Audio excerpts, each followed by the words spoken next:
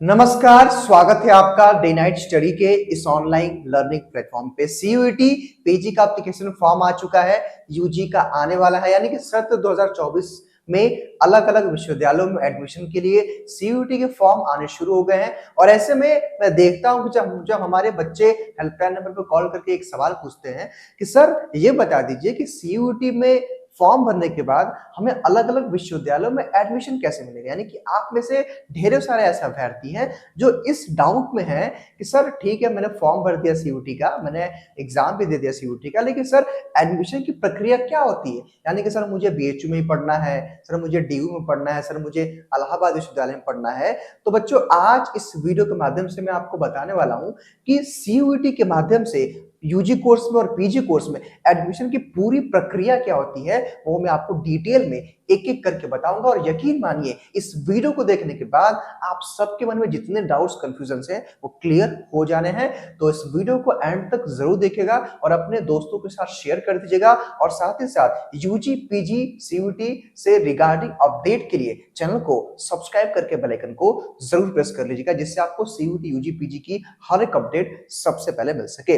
ये वेबसाइट है, हालांकि वेबसाइट्स पे नहीं, हमने कुछ पॉइंट आपको अपने व्हाइट बोर्ड पे लिखा है और उन्हीं पॉइंट्स के माध्यम से मैं आपको समझाना चाहूंगा। सबसे पहले यहाँ पे क्या क्या प्रक्रिया होती है, ध्यान से मेरी पूरी बात को समझने का प्रयास करेगा। यकीन मानिए, इस वीडियो को देखने के बाद आपके अंदर जितने डाउट्स कंफ्यूजन है वो क्लियर होने वाले हैं, लेकिन बशर्ते वीडियो आपको एंड तक देखना होगा और ध्यान से बात को समझना होगा। सपोज सबसे पहले क्या होता है एडमिशन प्रोसेस में सीयूटी यूजी के, कि सबसे पहले आप सीयूटी यूजी या पीजी का एप्लीकेशन फॉर्म भरते हो। ऑब्वियस सी बात है, फॉर्म भरते हो, देन अपना आप सिलेबस जानते हो, अपनी पढ़ाई शुरू कर देते हो। फिर क्या होता है, आपका सीयूईटी का एग्जाम का डेट शीट आता है। यानी कि जब आप फॉर्म भर दिए तो एग्जाम की डेट शीट आएगी, जो कि फरवरी मार्च में पीजी का एग्जाम है और जो है मई में सीयूटी यूजी का एग्जाम है। मान लीजिए आपका एग्जाम का डेट शीट आया, आपने क्या किया कि आपने सीयूटी का एग्जाम दे दिया, ये हो गया।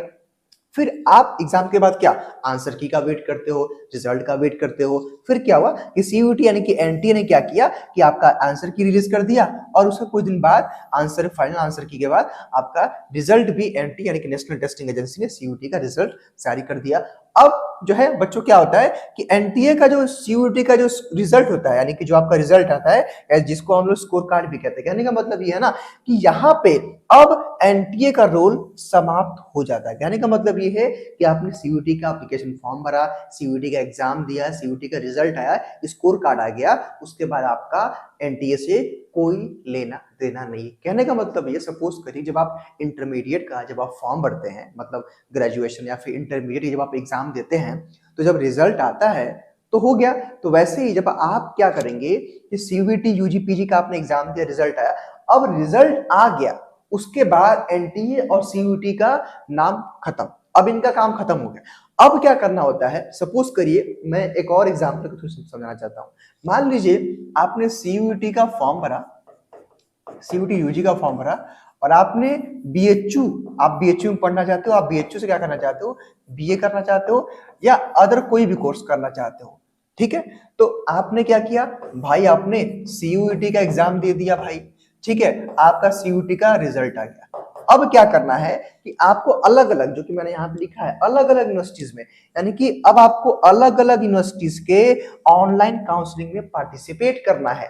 सबसे पहले तो भाई एलिजिबिलिटी क्राइटेरिया आप जान लिए हो। आप जो है कि भाई सपोज अगर आपको बीएचयू से बीए करना है तो क्या क्या आपका होना चाहिए, जनरल टेस्ट और लैंग्वेज होना चाहिए, ये सब आप जानेंगे। हाँ भाई, क्या क्या सबकी एलिजिबिलिटी क्राइटेरिया है, आपका रिजल्ट आ गया। अब क्या होता है कि अलग अलग विश्वविद्यालय अपने यहाँ काउंसलिंग की प्रक्रिया ऑनलाइन करवाते हैं। उसके लिए सबसे पहले आपको उनके पोर्टल पे ऑनलाइन रजिस्ट्रेशन करना होता है, कुछ फीस भी होता है। जैसे बीएचयू ने 500 फीस लिया था लास्ट ईयर, ठीक है, बीएचयू ने, अगर आपको किसी कोर्स में काउंसलिंग की प्रक्रिया करानी है तो, यानी काउंसलिंग के लिए, यानी कि बीएचयू काउंसलिंग का पोर्टल खोल देगा, उस पर आप काउंसलिंग कराएंगे, ठीक है। और उसके बाद आपका कट ऑफ और मेरिट लिस्ट आती है, उसके बाद आपका फाइनल सिलेक्शन होता है। कहने का मतलब ये है कि अगर आप बीए, मान लो कि आप चाहते हो कि मैं बीएचयू, डीयू और एयू तीनों में काउंसलिंग कराऊं, तो सिंपल प्रोसेस है कि जब उनके जो है ऑनलाइन काउंसलिंग के प्रोसेस स्टार्ट होंगे उनके पोर्टल पे, यानी कि आपको यूनिवर्सिटी के पोर्टल पे जाकर के वहां ऑनलाइन काउंसलिंग कराना होता है और वहीं पे आपका कट ऑफ आता है। कट ऑफ में अगर आपका रहता है कट ऑफ के आसपास आपका रिजल्ट,